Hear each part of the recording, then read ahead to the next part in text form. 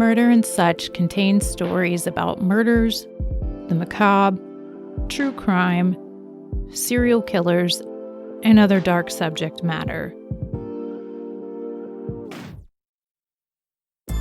This includes adult themes, language, descriptions of gore, violence, and other information provided by news articles, witness testimony, and public record.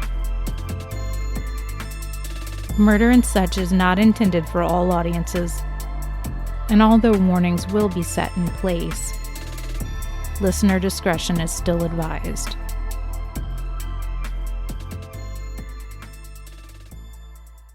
Post-production Hunter here.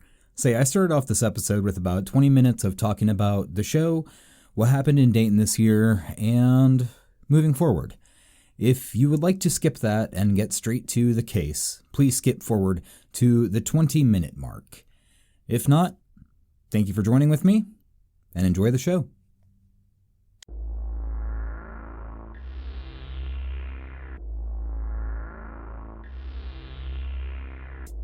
Before I start getting into this episode, I want to send a very special thank you to our friend Cassandra Colon for the amazing Golden Girls themed windshield sunscreen. I also want to give a thank you to Michelle Lavelle for the amazing coffee cups and the drink mugs, and a thank you to my friend Crystal Vigu and her daughter Grace, hi Grace, for the Golden Girls Mad Libs Night Before Christmas book and the Stay Golden pin. I still love the fact that you guys know how much I love the Golden Girls. So thank you for all of the incredible care packages, and I hope you all had a fantastic and safe Christmas and happy holidays.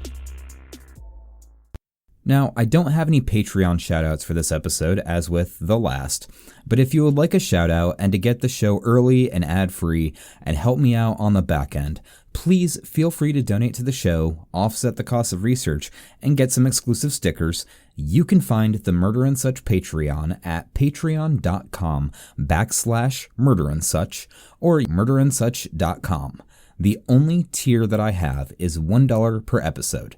Thank you, but let's get into this.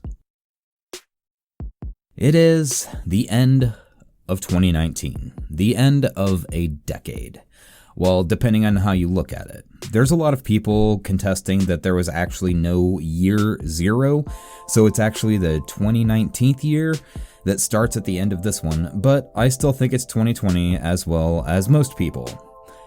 But 2019 has been, well, let's just say personally for me, the show, and the Dayton area, 2019 has been nothing short of a fucking hellscape, but one with a silver lining.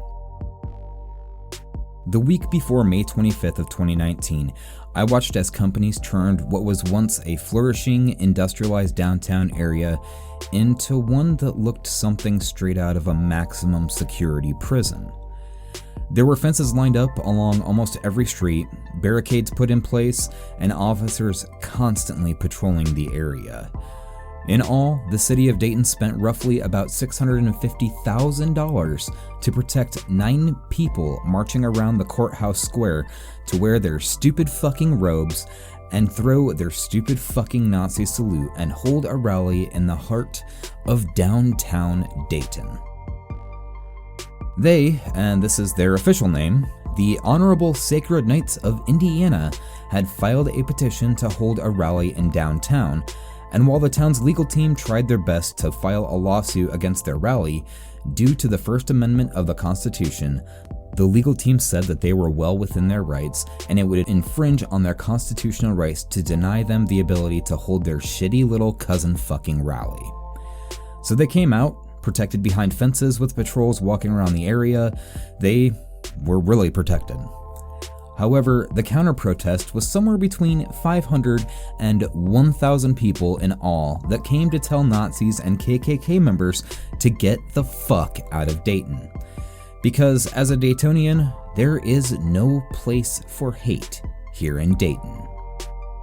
And this was the first time I got a sunburn this year, because I was there, and there were people on the counter-protest side of all shapes, colors, ages, race, and motive.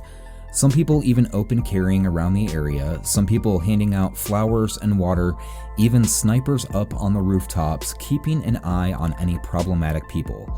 Hell, in my backpack, I had milk in case there were gas canisters set off, bandanas to drape over our faces, and a drench in water to help keep us cool, but the entire thing went off without a hitch. No injuries, no incidents. And I feel like, aside for the security bill, I think Dayton came out on top of this whole charade. I was proud of my city, but 2 days later, we would be tested even further. May 27th of 2019 seemed like a normal Memorial Day. So we all had the day off of work, and I even had a friend of the show come over and his wife, and they helped me chop down a bunch of branches off of a tree in my backyard.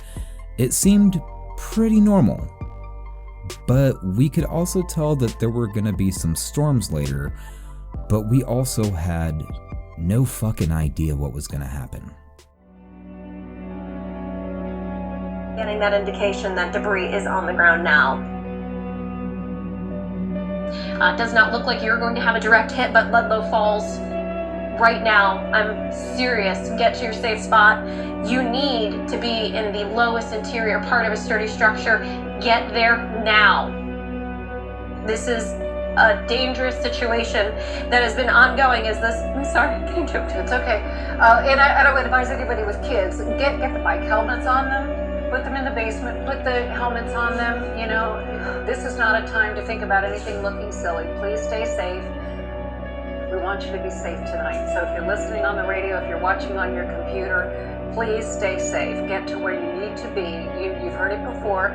Get in the basement, get in a bathtub, cover yourself. If you don't have a basement, be in an interior room and stay safe, because we've got some serious concerns out here. There's a tornado out there. In all, Dayton was hit with around 15 tornadoes. More tornadoes than fucking Nazis 2 days prior. More than this area had ever seen before.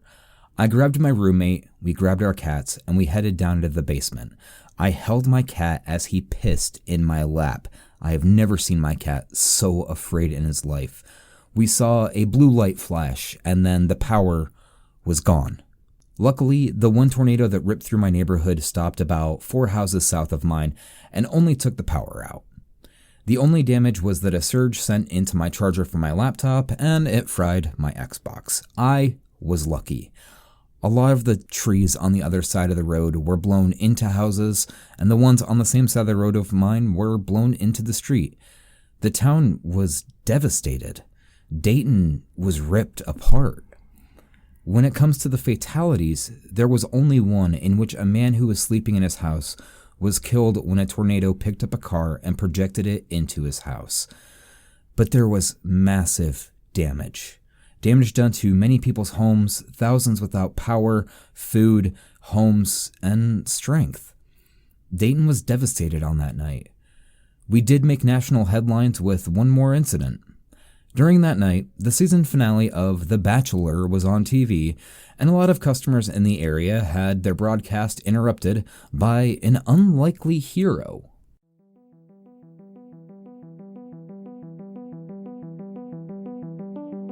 This heavy rain is between you and the tornado.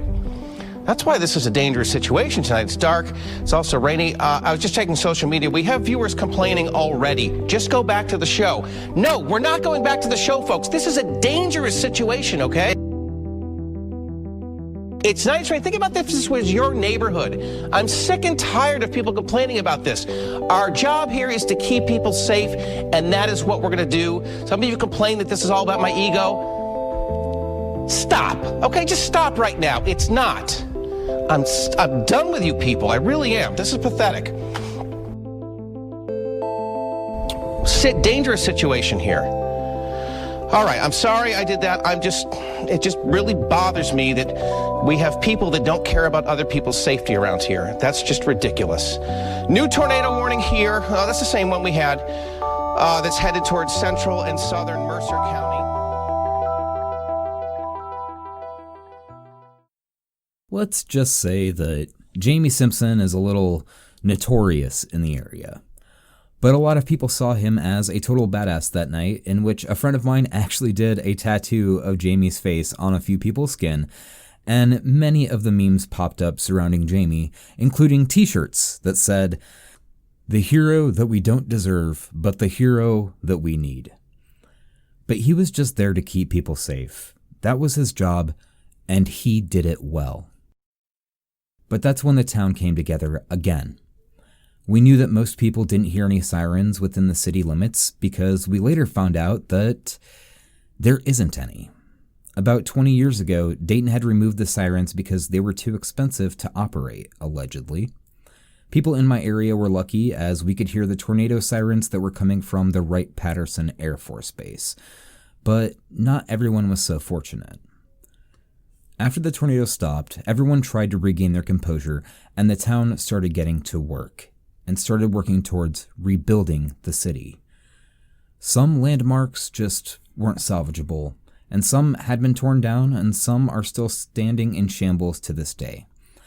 But it was just 2 days after a Klan rally that I had seen the city come together and let go of differences, politics, and adversities, but come together as a community and be there for one another. It was such a beautiful thing to experience. But unfortunately, it wouldn't be the last time that we would see the city come together this year. This time would be far more tragic. It'd be far more violent. And honestly, to this day, it still left the town with more questions than answers.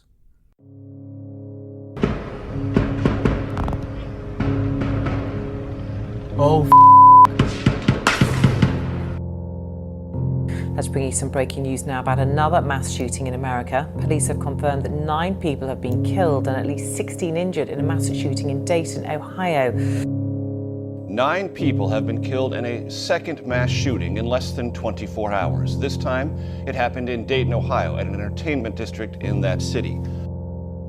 This is something that has struck this community. This is a low crime area. This is happening all over the country in the United States, but it does not happen here in Dayton, Ohio. and we're very fortunate that the officers were in close proximity and that they reacted the way they did. And as bad as this is, it could have been much, much worse, as I think everyone will become aware of here in the next, as more information unfolds. Police are going centimeter by centimeter, inch by inch, looking for any evidence that might be helping them connect the dots as to what this motivation was. The Ohio shooting comes just hours after a 21-year-old man opened fire at a Walmart in El Paso, Texas. 20 people were killed there, more than 24 were injured.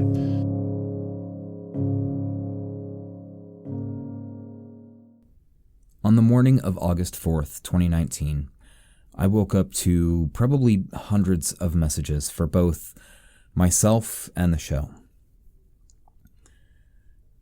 Early in the morning, a 24-year-old man by the name of Connor Betts had gone into the Oregon district with an AR-15 rifle with a 100-round drum magazine, and he started walking between buildings and then down 5th Street towards the bar Ned Pepper's, where Murder on Such's old co-host, Haley, worked that very night. When everything was said and done, Connor was shot and killed by the police after only about 36 seconds from when the first shots rang out, but he still managed to kill 9 people during his attack and wound tens of more, one of which was his own brother by the name of Jordan Kofer.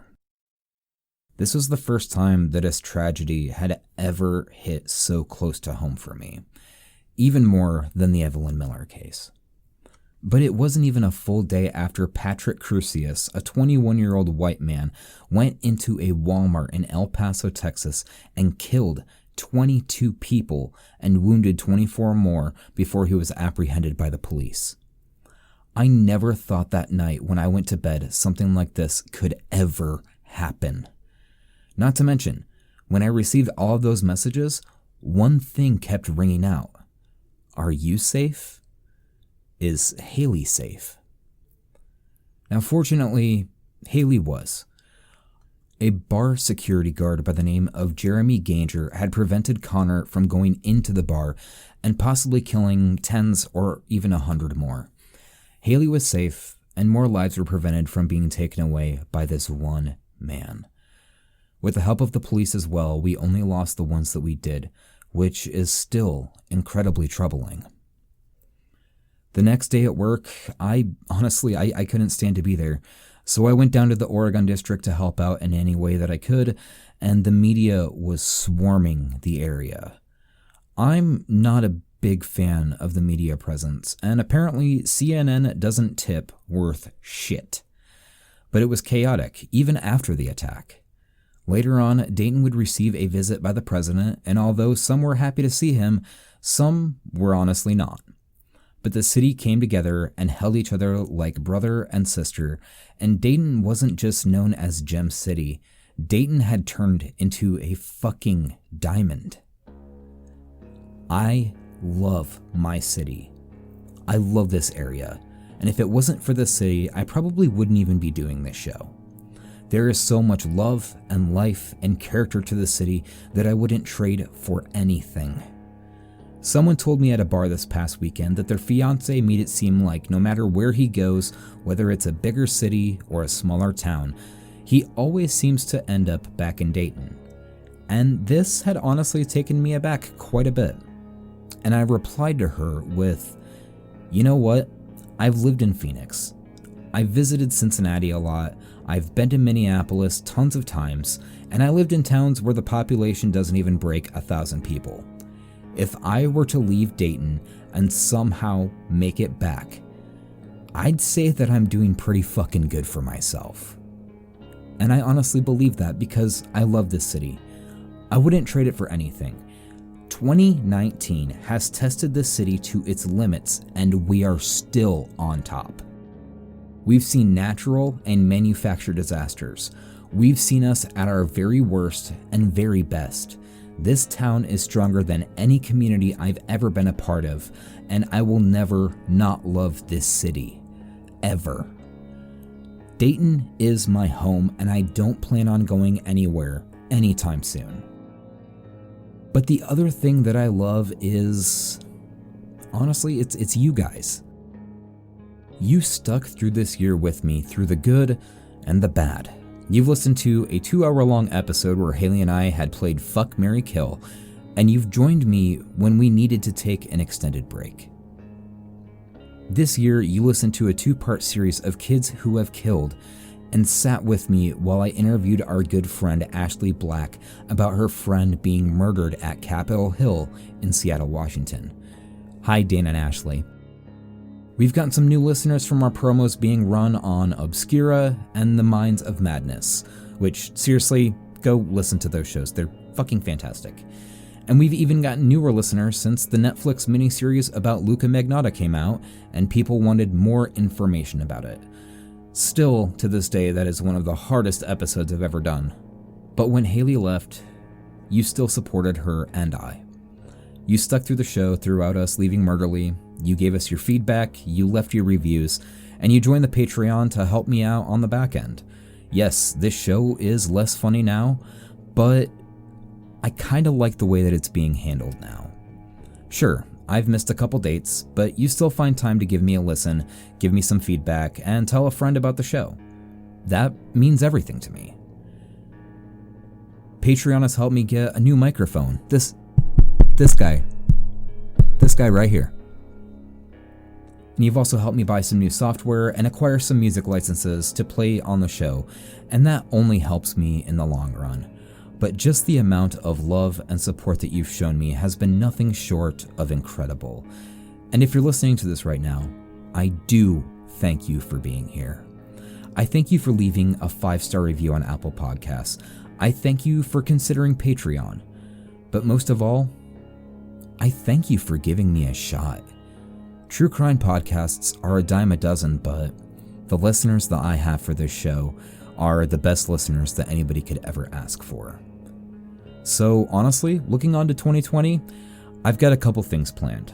Possibly putting something up on the Murder and Such YouTube channel.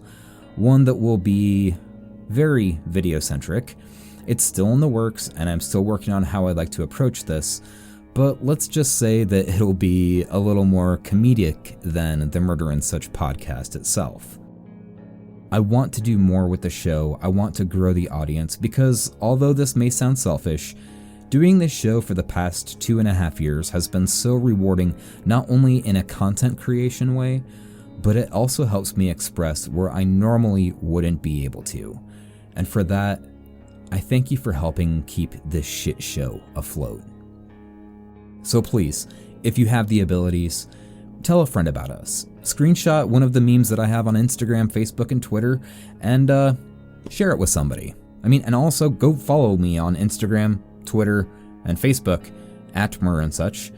Take a picture of what you've done with a Murder and Such sticker. I love seeing where people are listening to the show. Tag me in a post if you want to.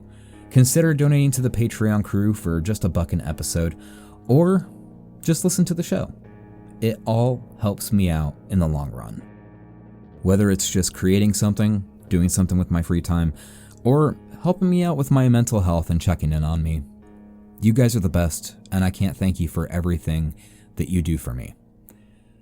I do this show for you, and you pay me back in droves, something that I can't put a monetary value on. So thank you guys so very much for the most rewarding experience of my life. I love you guys, and I'm forever indebted to you. So here is to a beginning and a happy 2020. But we all know that you're not here to listen to me ramble for 20 minutes about the prior year. So, let's get into it. We all know that I don't use a lot of YouTube audio when it comes to doing these episodes. But this one was actually recommended to me by a listener by the name of Daisy. She got me interested in a YouTube channel by the name of JCS Criminal Psychology. And considering some more recent events, I found one that I wanted to cover. So without further ado, my name is Hunter, and you're listening to Murder and Such. And this is episode 58, Incels and the Toronto Van Attack. Celibacy means someone who never has a sexual intercourse. Right. Involuntary celibacy means this wasn't your choice. You essentially have been thrown into true forced loneliness, and you're unable to lose your virginity. Right. This is especially painful for young males. The name of the alleged driver is Alek Minassian. He's a 25-year-old from Richmond Hill, Ontario, north of Toronto. Feelings towards women in general. How would you describe that? I would say that sometimes I am a bit upset that they choose to date obnoxious men instead of gentlemen, such as me, that are very nice and act gentlemanly. At about 1:30 p.m., a white van jumped the curb and plowed into a number of pedestrians before speeding away. Police apprehended the white van south of the crash site and arrested the sole occupant in a dramatic confrontation. As well as a vehicle to convert the life status of certain individuals to death status, only to carry the message that incels can't be oppressed.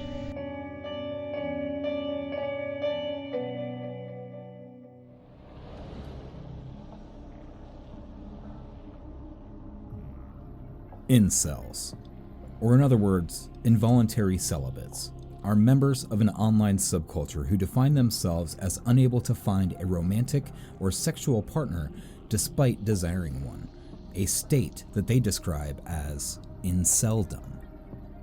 Discussion in incel forums are often characterized by resentment, misogyny, misanthropy, self-pity, self-loathing, racism, a sense of entitlement to sex, and the endorsement of violence against sexually active people. The American nonprofit Southern Poverty Law Firm Center has described the subculture as, quote, part of the online male supremacist ecosystem that is included with their list of hate groups. At least 4 mass murders resulting in a total of 45 deaths have been committed in North America by men who have either self-identified as incels or who had mentioned incel-related names and writings in their private writings or internet postings. This description was taken from the Incel Wikipedia page. Now, I'm not gonna lie. I'm gonna throw a lot of my personal opinion in this episode. Because, honestly, I can't fucking stand incels. I covered one in the summer of 2019 with a short episode about the case involving Bianca Devins. Bianca Devins was a micro-influencer on Instagram and a beautiful young woman who attended a show in Queens, New York one night with her incel orbiter by the name of Brandon Clark.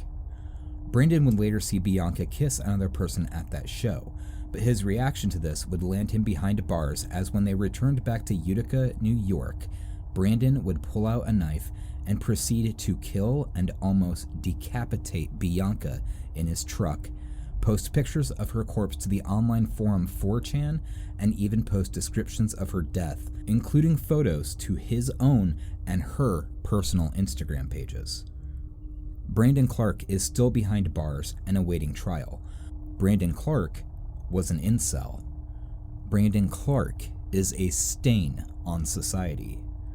Brandon Clark could not deal with one thing: rejection.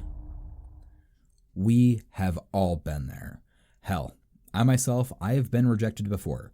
Betty White has still yet to return my phone calls and my love letters. But we all deal with it in very different ways.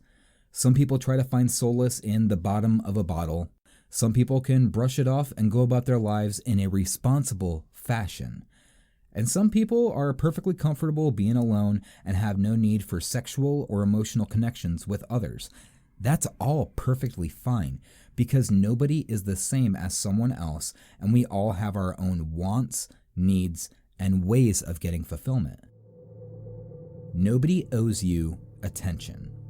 Nobody owes you their time.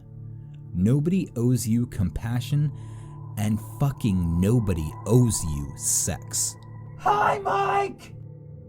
Relationships are more than just hugging, kissing, having passion, and having sex. Some of the best relationships I have are with just friends.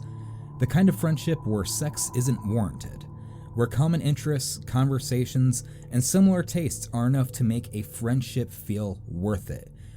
I'm looking at you, Dakota Curtis and Tyler Griffin. I'm just kidding. But what happens when someone thinks that the needle has gone past the point of friendship and starts steering towards romance? It's not necessarily a bad thing at all. But what about that happening when the other person doesn't feel the same way? Now, we all know the term friend zone. If you don't, the term friend zone is described as, quote, a situation in which a friendship exists between two people, one of whom has an unreciprocated romantic or sexual interest in the other, end quote. In other words, one person feels like they're supposed to be the other person's lover or even have sex with them when the other person doesn't see them in the same light. It's honestly a derogatory term, and it's used as a derogatory term, because nobody fucking owes it to you. It's used a lot in the incel culture, and always used in a harsh fashion. In the right mind, someone can be a friend with someone without the need for sex, romance, or love from someone else. Some of my closest friends are women, and I don't feel like they need to pay for my friendship in sex or romance. That's what a normal person would see it as. But the mind of an incel is vastly different. I personally would like to look at 2019's critically acclaimed movie, Joker. Yes, the one with Joaquin Phoenix. I'm sorry if this might be a spoiler to you, and I apologize, but trust me, it's not a crux of the movie. But in the movie, he fantasizes about a romantic relationship with his neighbor in his apartment complex, one that exists only in his mind. He's soon brought back down to earth when she confronts him about it, and that's made abundantly clear in the movie that this whole thing had been a self-constructed delusion. I'm looking at you, Mike! I did enjoy that movie, but a part of me started sinking when that part came up while I was watching it. I had heard about this part of the movie even before it came out, as some news outlets had referred to that particular scene as somewhat of a love letter to incels. I also thought that the movie had redeemed itself when it brought the Joker back down to ground level and reminded you that the Joker is not to be admired or used as an inspiration. At least that's what I think, and I think that everybody else should understand that. Don't idolize him. But incels come in all shapes and sizes. If you've never heard of one, maybe you have a mental image in your head right now. Maybe it's one of a skinny dude with buck teeth looking a little bit like Mort Goldman from Family Guy or SpongeBob SquarePants. Maybe it's the smelly guy from back in high school who's obsessed with the lore of why Jar Jar Binks from The Phantom Menace is the best character in the entire Star Wars series. Maybe it's the overweight dude with a neckbeard who lives in his mom's basement and wears an ascot hat but complains on the internet or their podcast about why they can't get what they want. Here is the case of one such incel.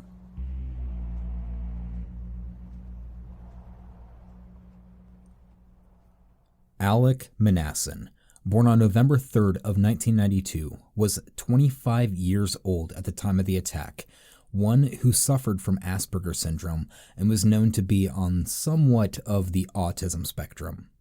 He lived in Richmond Hill area, just north of the Toronto area. He was enrolled in Seneca College in North York while working at the same time as a software engineer. It's worth noting that when he attended elementary school, considering his Asperger's syndrome, he was placed in a special education class in which he was given his own assistant. It was said from prior students that he would sometimes imitate cat noises while in class and would even imitate by licking the backs of his hands, similar to how a cat licks its paws. Now, while he was diagnosed, he would use his brilliance and fascination with technology as a focal point for his career later in life. Now, I do remember when this attack happened, but I never knew his motive until I started diving deeper into this case. Now, throughout his school life, he was a brilliant young man, yet he kept a lot to himself. He wasn't really known as being a social butterfly, and some would describe him after the incident as him being somewhat awkward, but had never really ever seen anything particularly violent as a child. There were no signs of abuse or extraordinary events happening at home, and as far as his home life went, it was actually pretty good for him, to the point where the Telegraph UK had actually stated that he had no prior run-ins with the law or anything of that sort. Now, one thing I did want to make a note of is when you listen to the audio, you will hear him answering questions somewhat matter-of-factly, so that kind of speaks to his intelligence level. Now, one thing that still ran through Alex's mind was his lack of a love life. Let's just say that his romantic life wasn't very flourishing, and he didn't go into great detail with practically anything around him about his potential love interests that he had or people that he was pursuing, but at the time, Alek, and still to this day, is a virgin. Keep that in mind. That's not a bad thing by any stretch of the imagination, but to him, it was. And it's no secret that it's perpetrated by women at times, but lust murder is typically committed by men. People like Edmund Kemper, John Wayne Gacy, Albert Fish, Ted Bundy, and many, many more murderers throughout the course of time have been associated with lust murder, or they had sex as a motivating factor. Hell, even when it came to Richard Chase, the fact that he dealt with his erectile dysfunction and thought process that somehow ingesting the blood of his victims and animals was the only way to replace the blood that was turning to ash inside of his veins is another telltale sign that sexuality or lack thereof could be a motivating factor with killing people in the wrong mindset. With some, it's a violent fantasy that they carry out, or with others, it could be a lack of sex that drives somebody to the brink. I think it was the last podcast on the left guys who coined it perfectly by saying a man's most important part of his body is his penis. When the penis isn't getting attention, sometimes people kill. Trust me, it's not okay, but there is a sliver of truth to it. Now, I will say that the term incel has taken a very different form over the course of time as well. Back in the late 90s, there were people online who were indeed involuntary celibate. There were forums online even back then of people who would congregate and talk about their lack of a love life, passion, and would honestly get together as kind of a friendly area rather than what we know incels to be today. It's no secret that even the internet has changed over time, and that's one group of people who have also somewhat changed. A somewhat renowned former incel by the name of Jack Peterson has been very outspoken about his former association with the incel community. By Jack's own accounts, he has seen it morph from a once compassionate congregation of men and some women who can't find a partner into the ideological alt-right group that it's known as today. He used to find solace in the community, find people who were sharing the same life experiences that he was, and he felt it more as of kind of like an uplifting experience where he could easily vent his frustrations, tell his story, and people would come together for support. But one thing happened in 2014 that would change the incel community and lead Jack to leave the term, culture, and shape the name and motives of incels to come. Hi, Elliot Roger here. Well, this is my last video. It all has to come to this. Tomorrow is the day of retribution. The day in which I will have my revenge against humanity, against all of you. On May 23rd of 2014, 22-year-old Elliot Roger uploads a video to his YouTube channel titled Elliot Roger's Retribution. Not only that, but he had also scripted out a full-on 107,000-word manifesto titled My Twisted World, the story of Elliot Roger, then emailed it to 34 people including his family members, childhood friends, teacher, his therapist, and other associates. The manifesto itself played himself as the victim. I do want to mention the therapist part though, because he was actually being seen by a therapist since he was 8 years old, but the therapist had never formally diagnosed him with any issues. Now, I've watched this video, and the one thing that reminds me of the most is Luca Magnotta. This kid is so self-absorbed and narcissistic about himself that it's hard to listen, especially knowing what happened after the video. I am going to play some of this video for you, but keep in mind this is the ramblings of somebody who is very mentally unwell and very, very violent. This is a warning for you. For the last 8 years of my life, ever since I've hit puberty, I've been forced to endure an existence of loneliness, rejection, and unfulfilled desires, all because girls have never been attracted to me. Girls gave their affection and sex and love to other men, but never to me. I'm 22 years old, and I'm still a virgin. I've never even kissed a girl. It's not fair. You girls have never been attracted to me. I don't know why you girls aren't attracted to me, but I will punish you all for it. It's an injustice, a crime, because I don't know what you don't see in me. I'm the perfect guy. And yet you throw yourselves at all these obnoxious men, instead of me, the supreme gentleman. On the day of retribution, I am going to enter the hottest sorority house of UCSB.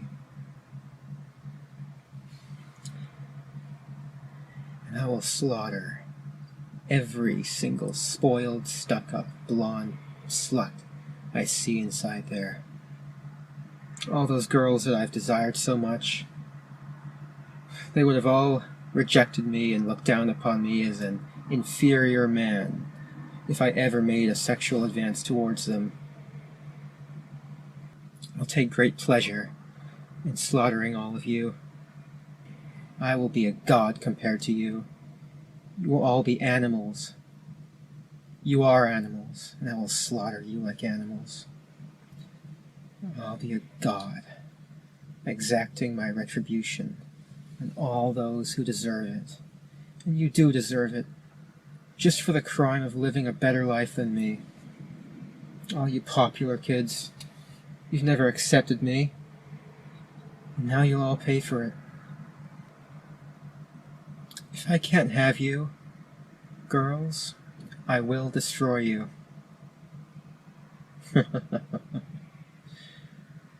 You denied me a happy life, and in turn, I will deny all of you life.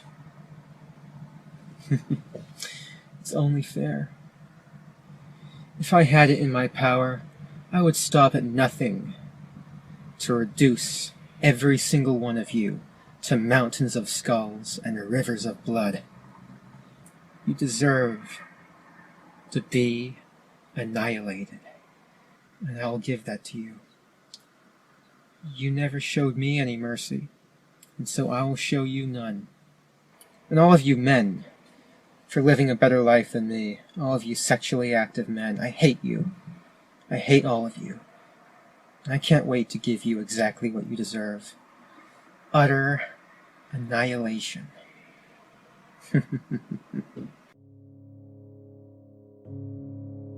So here we have this hellbent incel expecting women to have sex with him, thinking that they owe it to him, thinking that he's entitled to sex, and he's not getting it. And he's gonna make them pay for it. Not with money, with apologies, or anything else like that. They're gonna pay for it with their lives. And not only women, but men too. The men who can get the women. The men that he feels like he is less than. But to him, he's gonna be a god, and he's gonna carry out his own will and make these people pay with their lives.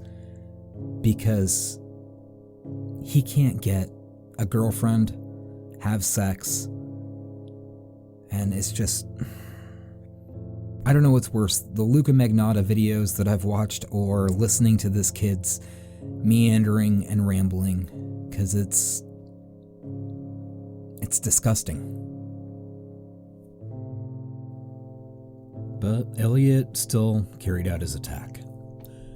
That day, he uploaded the video about 2 hours prior to the attack, and he ended up murdering, stabbing to death 3 of his roommates, which were all 3 men. He ended up shooting 2 women and 1 man, killing all 3 of them.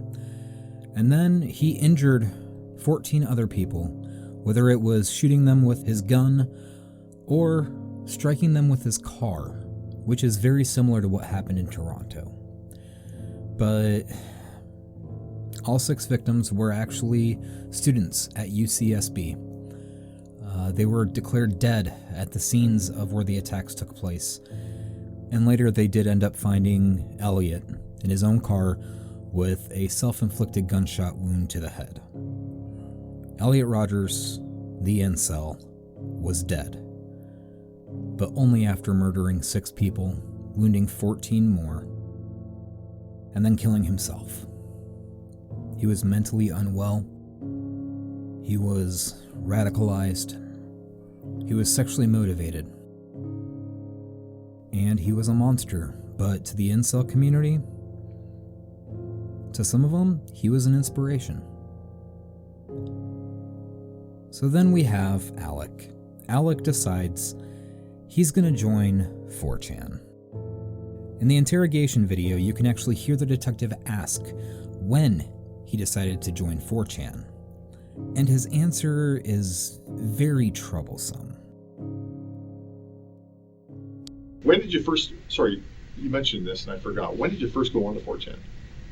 2014. 2014. And specifically when in 2014? May 23, 2014. And how were you able to remember that? Because I remember that was a very significant day. Okay. What day was? What was that? That was when Elliot Rodger decided to essentially commit an uprising, a beta uprising, if you will, right, against the Chads and the Stacys. Okay. And that was in the United States? Yes. It's not hard to decipher that right now, Alek sees Elliot Rodger as an inspiration, as somebody who is not a coward, as somebody who wanted to set forth this beta uprising of men who are unable to have sex with women and then want to exact their revenge on society because of a lack of sex. Now, one thing that I actually really admired about this interrogation is the senior detective Rob Thomas with the Toronto Police Department was incredible. You can hear him being the underlying voice of this interrogation, and he's friendly, he's calm, he's concerted, he's trying to build rapport with Alek. It really says something about how professional this man is trying to act with his job and trying to get to the bottom of what just happened within the city limits. Now, what led up to the incident? We know that Alek was inspired by Elliot Rodger. It was one of the first times that a self-declared incel not only carried out an attack, but also made a video and a written manifesto, posted it online, then carried out his plan. When Alek learned of Elliot Rodger and the beta uprising, he started going on to 4chan. He found himself on several boards such as B and Pull, which B is a random board in which practically anyone can post anything at all, but Pull is politically incorrect. It's politically centric, but mainly due to the nature of 4chan, there is a lot of alt-right and far-right viewings. It really says something when I was doing the research on this episode, and I found a swastika with a red circle around it that said politically incorrect and had the /POL/ on it. Now let me back up a little bit though. Are you personally familiar with 4chan, or have you browsed the content on there? It's a very crude looking website as far as the layout and text is concerned. Now, we do all know what Reddit is, but Reddit usually has moderators and administrators, but 4chan is less moderated, and a lot of the posts will come through as anonymous. It really says something about where Alek was radicalized on the website. Then Brandon Clark actually used that website to post photos of Bianca Devins on that page. Now, pretty much everything is fair game on 4chan, and while not every single person on the website is the scum of the earth, there's a lot of people who really are. There's been some less severe incidents, like when users were making Photoshop jobs of being able to charge your iPhone by throwing it in the microwave, or even the popularity of the Chocolate Rain song really got it started on 4chan, and that's where the lol cats or LOL cats also started. But over the years, it's transformed to other issues that are less innocent, such as making fake bomb threats, the Gamergate fiasco, and the incident where 4chan members sent death threats to an 11-year-old girl who would later make attempts at suicide. The guys on 4chan even started using the hashtag #CutForBieber on Twitter, in which they flooded Twitter for the sole purpose of getting young girls who are fans of Justin Bieber to cut themselves to show their love for Justin. Now, of course, when you hear some of the incidents online, 4chan comes up more often than not. Usually related to cyberbullying, sometimes a person will put their manifesto up on the page. But I will say that when Brandon Clark posted the photos of Bianca Devins, some of the 4chan members actually found his IP address and contacted the authorities in the area to have them start looking for Brandon. So I can't loop everyone in the same category when it comes to the user base, but 4chan is just kind of fucking gross. Even a friend of mine, her nude photos were posted online to 4chan by an ex-boyfriend. That is now a federal crime. But I found something on Reddit that kind of sums up how 4chan feels about incels. In an anonymous post by a 4chan user, they classify incels as this. Quote, "It's not really the same. A beta is a person who isn't dominant / has a weak personality, but they can still get laid. A wizard is a person that willingly stays a virgin up until 30 and then get laid afterwards, but otherwise are specifically looking to stay a virgin. An incel is someone that can't get laid because he's an edgy asshole with a repulsive personality, like someone from / poll," end quote. Poll being politically incorrect. That is exactly what Alek is. Although he's admitted in the interrogation that he wasn't politically affiliated, he's kind of stayed away from the topic as a whole. He was on Politically Incorrect, and his history had shown that he had some very alt-right leanings, particularly a distaste for the Canadian Prime Minister Justin Trudeau and the Liberal Party. As he found himself fellow incels on 4chan, he did start noticing something about them. Are there other guys? Did you find other guys are in the same? I know of several other guys over the internet who feel the same way, but I know they are, I would consider them too cowardly to act on their anger. So we have this guy who is referred to himself as the Supreme Gentleman. He knows that he has anger because he stated that the other people are too cowardly to act on theirs, whereas he wasn't. But the other thing that makes my skin crawl is when he refers to himself as the Supreme Gentleman or the Ultimate Gentleman. It's almost like he's wearing a fedora at this point.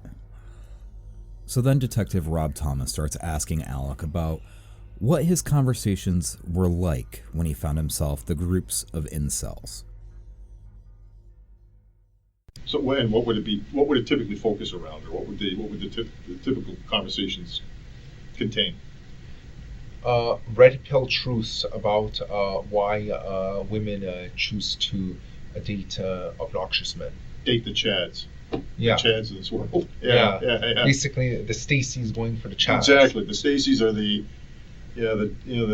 dizzy dumb girls dating the goofy jocks. Yeah. Right. So you call them Stacey's and Chads. Yeah. I've heard that term before. Now, it is a little, I don't know how to say if it's implied, but in the lexicon, there are practically 3 different types of people that incels worry about. The Stacey's, the Chads, and the Beckys. Now, according to Vox's website, and Vox has done some very extensive research into the incel culture, the Stacey is the one with the $2,000 Gucci bag, the one with lush, blonde, natural hair, the one that cucks every man she ever knew when Chad shows up, the one who shows off her body online because she knows she can make big money off virgin losers. She has always had attention and enjoys her alone time, and she hates basic bitches like Becky. Now, the Becky is referred to as a feminist, someone who is needy, someone who needs to be dominant in a relationship. She's on average a 6 out of 10. She will likely dye her hair pink, green, or blue after attending college, and her friends are the white knights that defend her stupid opinions online. This is how incels feel about them.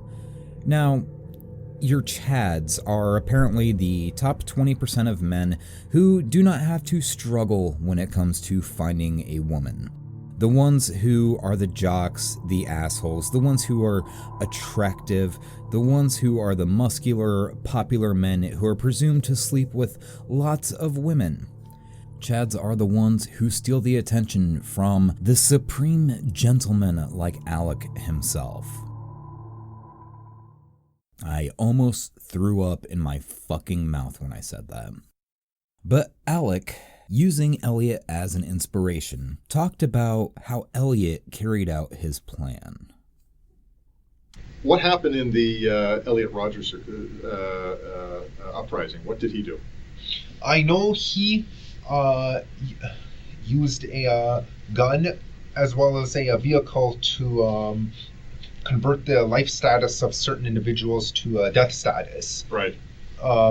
Only to carry the message that incels can't be oppressed. Right.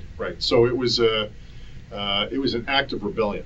Yes. And it was out of frustration and anger. You could call it an incel rebellion. Incel rebellion, exactly. Right. Yeah. Okay. I'll be honest, I've never heard somebody so matter-of-factly refer to life and death as something so binary. Life status converted into a death status. Detective Rob Thomas also asked him why he felt like killing people. So explain to me this movement. What's this movement about? It's basically a movement of angry incels, such as myself, who are unable to get laid. Therefore, we want to overthrow the Chads, which would force the Stacys to be forced to reproduce with the incels. Right. Okay. When you say incels, involuntary celibate. Celibate. So that's just a short form for fellas who can't get laid. Can't have sex. Right. Okay. Now, little did I know when I was doing the research for this episode that Elliot and Alek were actually friends online. They had met on Reddit at one point, in which Reddit actually closed down the incel community because, as I stated with 4chan, it's not very heavily moderated and there's really no administrators. Reddit actually had shut down the incel subreddit when it was at its peak at roughly 40,000 subscribers, but they banned it on November 7th of 2017 because there was a Change.org petition that called for incels to be banned for inciting violence against women. But that's not the only one, because there was another one that popped up called Brain Cells, which was supposed to be a replacement for the incels one, but that was also shut down. But that hasn't been the only subreddit to be banned. Same thing has happened with the Physical Removal, the Donald, and the Pizzagate subreddits due to credible threats of violence. There is practically no tolerance for any credible threats of violence on Reddit. It's a lot less sticky than 4chan, and they even had removed the Gore subreddit after the Christchurch shooting that happened earlier in 2019. But Elliot and Alek were friends nonetheless. They met on Reddit, started talking on 4chan, and even had private messages with one another, so much that he had told that to Rob Thomas. Who did you have conversation with first? Let me ask you that. Elliot. So how did you learn of Elliot? Because we private messaged each other on Reddit. Yep. After I saw one of his posts, and we just talked about each other and got to know each other, and we found each other very interesting. We both had the same frustrations at society, despite being separated by distance so far apart. Right. Did you ever visit him? No, but I wish I could have. Yeah. Did he ever come up and visit you? No, but I wish he did. Yeah. They say that birds of a feather flock together. You're listening to a true crime podcast right now. I am fascinated by true crime. You may be fascinated by true crime. If you're listening to the show, thank you for listening. But it's a different thing. With true crime, it's a morbid curiosity that we have this, I'm not going to say infatuation, but this interest in. The psychology behind somebody taking someone else's life. What drives somebody to hit the brink and carry out a disgusting act. It's different when we're looking at things from the outside. When we're trying to analyze what's going through somebody's head. I can't say what it would be like to be that person with those thoughts in their head, but you had these two men who were disgusted with society, like the Joker, who decided that society had turned their back on them. But with them, it was just sex. It was a lack of kissing, a lack of intercourse, a lack of passion, a lack of love that made them decide that this is the reason why people need to die. This is going to be the name that we leave for ourselves. This is what the history books will remember us for. I don't get it.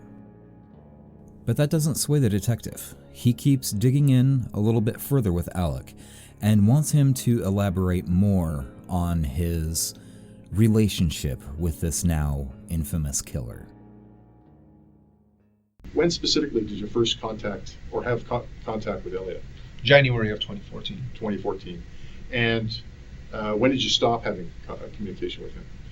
As soon as he was deceased. Okay. So his act, I know, took place in 2014, but I wasn't aware of the exact day. What day was it? May 23, 2014. May 23rd. Yeah, you said that. So when did you last speak to him?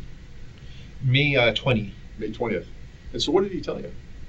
He told me that he has to go. He is on a very important mission, mm-hmm. and he might not make it back alive. Mm-hmm. Mm-hmm. So what did you say to him? I kind of had an idea in my head of what he was planning, but I didn't want to think it was true at the time. So I replied and said, I wish you good luck with that. Right on. Okay. I'm not one who's typically going to call bullshit, but if he was talking to him since January until 3 days before he carries out his attack, chances are he probably knew what was going to happen. I'm pretty sure that Elliot didn't mince his words when he was talking about exacting his revenge, not to mention with how much those two would talk about their troubles with society, with the Chads, the Stacys, the Beckys, and them being the most extreme and perfect gentlemen. But what would have happened if Alek took a step back and looked at what was going on? When is this sick charade going to be over? When will this whole thing finally just fizzle out and he lets it die? But of course, we're not talking about this because it did fizzle out and die. We're talking about this because, for some reason, Elliot and Alek saw themselves as soldiers in the war for their virginity. That mission accomplished is intercourse, and mission accomplished is eliminating all of the Chads so that the Beckys and the Stacys will have sex with them and reproduce with them. And that in some kind of crazy dystopian future with forced pregnancies and reproducing, where only the incels and only the supreme gentlemen are the ones to reproduce and have sex with the Stacys and the Beckys, that this mission will finally be accomplished. This is the brain that is disgusting to try to navigate, to try to justify, or try to even find reasoning and understanding with these individuals. Both of these men are mentally unwell.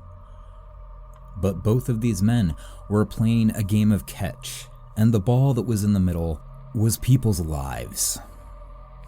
But we all know that when you play catch, generally, it's a lot more fun with another person on the other side that's catching and throwing the ball. What happens when the one person is gone? And so you last speak to him on March 20th. May 20th. May 20th, 2014. Yes. He commits his acts on the 23rd of May. Yes. And when did you learn that what he had done? I saw it on the news later that night. Later on the 23rd? Yes. Okay, and what did you think? I thought that I came to the understanding that this is the mission that he had to carry out. Okay, all right. And anything else? I felt kind of proud of him for his acts of bravery. Okay, all right. I don't know about you, but I have never been proud of somebody taking another person's life. Granted, if it's a terrorist and somebody takes their life, yeah, you don't feel so bad for a terrorist. But for somebody to be proud of somebody from their, quote, acts of bravery really speaks about Alek's mentality at this time. So Detective Rob Thomas asks him, after seeing this, how is Alek feeling about what Elliot had just done? I was starting to feel radicalized at that time. You were, okay. And when you say radicalized, what do you mean by that? Meaning I felt it was time to take action and not just sit on the sidelines and to just fester in my own sadness. Right on, okay. Most of it was actually just thinking and daydreaming. Okay, all right.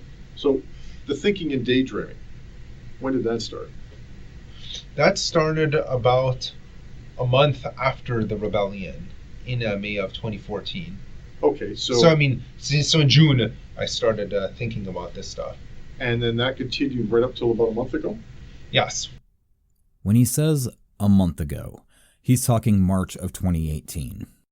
By this time, it's been almost 4 years since Elliot Rodger carried out his act of rebellion, which was a terrorist act. Alek is still plotting his revenge. Alek is still a virgin and wanting to make people pay the price for his lack of sex.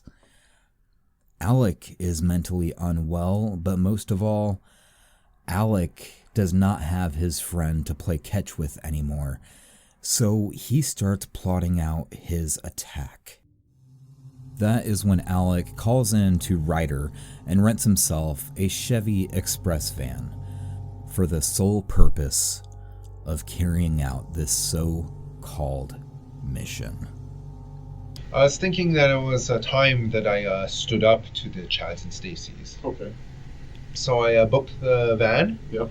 And then I just simply wait until today. Yep. And then I go rent the van, and then I drive it, take it downtown to Toronto. Okay. And I just start using it as a weapon. Okay. All right. Meaning the vehicle collided with several pedestrians, some of who are no longer alive as a result. Right, okay. On April 23rd, 2018, at roughly 1:22 in the afternoon, Alek Minassian takes a Chevy Express van that he rented from Ryder Rentals and starts at the intersection of Yonge Street and Finch Avenue, and then proceeded to run a red light, then drive straight down the sidewalk, colliding with nearly 30 people. The stretch of the attack was roughly 2.3 kilometers, or almost 1.5 miles, straight down one of the busier streets onto the sidewalk of Toronto. But what was he thinking? About how the foundations of the world would be shooken by this event. Okay. Meaning that I was fairly confident that others would be inspired to repeat the same actions as me, in basically just to overthrow society. Okay. When the detective asked him what he was thinking when he was behind the wheel of the van, he had this to say. I'm thinking that this is it. This is the day of retribution. Okay. Just that. That's the only thing that's in my mind. It's just burning in my mind. Burning in your mind. Yeah. I'm thinking that this is it. I see all these people. It's time to go for it. Time to go for it. And what do? I floor the pedal. Yep. I speed the van towards them, and I allow the van to collide with them. Okay. When Alek's reign of terror was finally over, 26 people laid in the streets after the attack. 10 people ranging from 22 to 94 years old died either at the scene or at local hospitals, and 16 more were taken in for various injuries from this incel terror attack. When the van came to a stop at the corner of Yonge Street and Poyntz Avenue, a Toronto police officer held a gun at the van and ordered Alek out of the car. Alek had a different idea, though. I see a patrol car pull over, and I hear the cop screaming at me to get out, so I get out, and I point my wallet at the cop with the intent for it to be confused with a gun so that I could be fatally shot as an attempted suicide by cop. You wanted to be killed by the police? Yes. Okay. In a video captured by a bystander, you can see the white Chevy van with the front end crumpled from the bodies of his victims. You also see Alek standing on the sidewalk outside of the driver's door of the van, but he's holding on to his wallet and pointing it at the officer's face. Now, the officer knew damn well that it wasn't a gun because Alek thought that holding his wallet directly at the officer's face would compel the officer to think that it was a gun and then end his terror spree with suicide by cop. Much different than what happened with Elliot Rodger, who took his own life. But in the video, the officer actually had enough composure to turn off his siren and order Alek to the ground. Alek starts making a lot of fast movements as he was grabbing a pistol out of his waistband or his hoodie pocket, but the cop wasn't having any of it. So Alek starts walking fastly towards the officer, and the officer marches towards him instead. Now, after some verbal commands, Alek puts up his hands and gets on the concrete about 20 feet away from the van, and the officer proceeds to handcuff him. This officer had just captured the man who committed one of the most heinous mass killings in all of Toronto's history. Now, the detective wanted to know why Alek decided to use his wallet as opposed to a real gun. I was worried. I was thinking about purchasing a toy gun, right, but I was kind of paranoid that for whatever reason, the rental company would ask to see my pockets or any bag if I chose to bring that. So I decided to go as stealthy as possible so no one suspects anything. Okay, all right. Initially, Alek was charged with 10 counts of first-degree premeditated murder and 13 counts of attempted murder. Plus, a no-contact order was set for the victims and their families. But on May 10th of 2018, Alek was charged with an additional 3 counts of attempted murder, bringing the final charges against him as 10 counts of first-degree premeditated murder and 16 counts of attempted murder. It's no secret that Toronto was hurting after the attack. Much like Dayton, Toronto was left with more questions than answers. The hashtag TorontoStrong started popping up all over the world in solidarity of those who stood with Toronto after this violent, terroristic attack on their wholesome city. Thousands of people flocked to Toronto for a candlelight vigil that was held on April 29th of that year. A fundraiser was set up for the victims of the families, also included the victims of the Danforth shooting that took place later on July 22nd of 2018, in which 2 people were killed and 13 more were injured when the 20 or 21-year-old Faisal Hussein had opened fire in the Greektown, Toronto district before turning the gun on himself. That motive is still under investigation.